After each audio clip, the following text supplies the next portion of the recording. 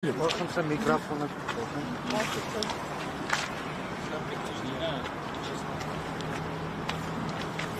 Ուրեմն տեսեք ինչ է կատարվում։ Առաջին հերթին հանրությունը մեր պետք է տեղեկանա, թե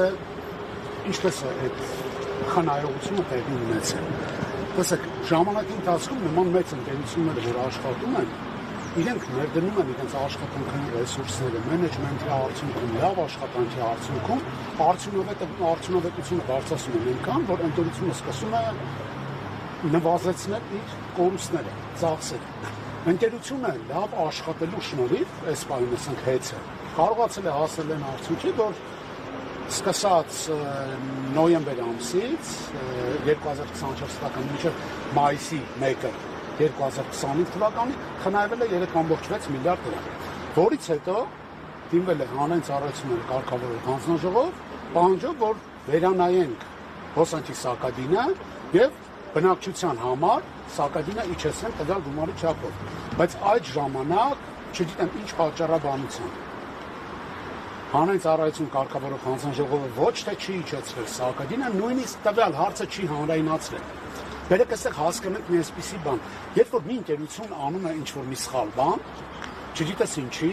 որը հանրությանը կարող վնասական վնաս չտա, միանգամից սկսում է հանրայնացվել։ Ինչի համար այդ օրվանից սկսած մինչ օրս պետությունը չի հանրայնացրել այն փաստը, որ մայիս ամսին հեծի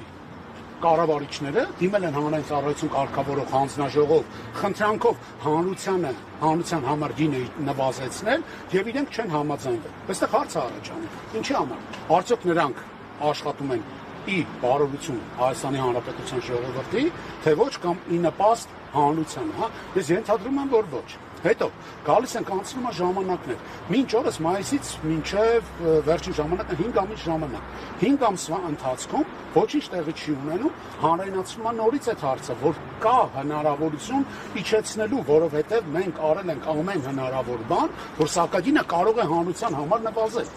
Մենք այսօր շատ լավ գիտենք, թե սոցիալապես ինչ ծանր պայմաններում ապրող հայրենակիցներ ունենք, ու այստեղ ոչ միայն ծանր սոցիալապես ապրող հատվածի համար է այս ամեն ինչը, այլ յուրաքանչյուր քաղաքացու, ինչի համար վճարել ավելի թանկ, երբ որ կարելի է վճարել ավելի էժան, երբ որ տվյալ ընկերությունը կարողացել է կառավարման շնորհիվ, ճիշտ աշխատանքի շնորհիվ հասնել նման արդյունքի, որ հանրությունը վճարի ավելի էժան, ինչի համար պետությունը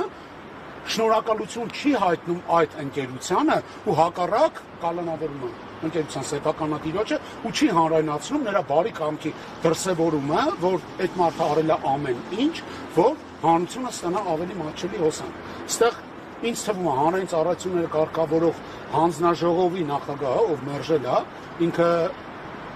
պետք է հանրության առաջ պատասխան տա,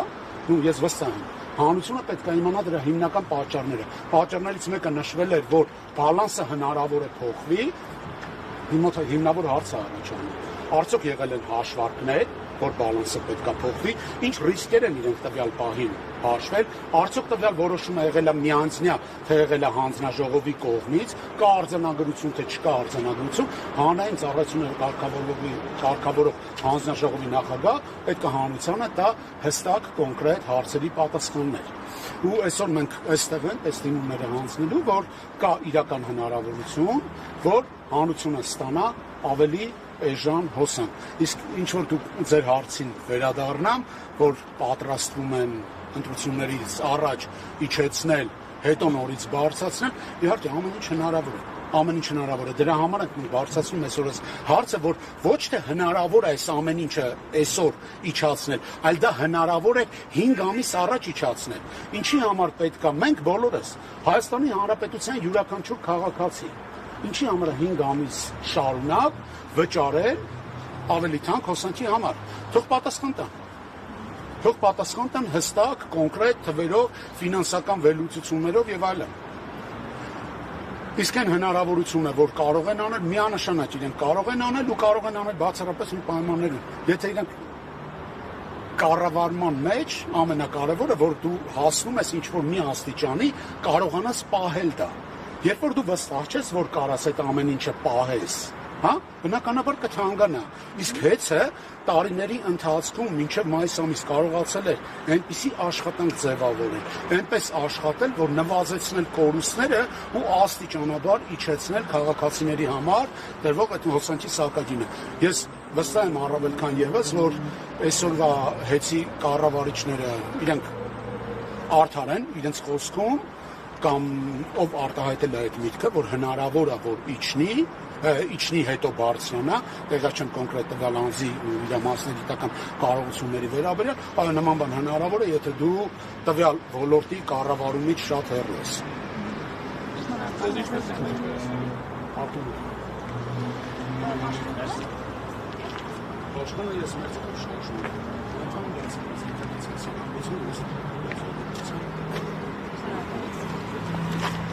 Հաջողվածություն թեմի հարգելի հետևողներ եւս մեկ անգամ հիշեցնեմ, որ քիչ առաջ Տաշիր Կապիտալ ընկերության ներկայացուցիչները Հիրավաբանի հետ միասին դիմում ուտքարեցին հանրային ծառայությունները կարգավորող հանձնաժողով էլեկտրաէներգիայի սակագինը նվազեցնելու վերաբերյալ, ինչպես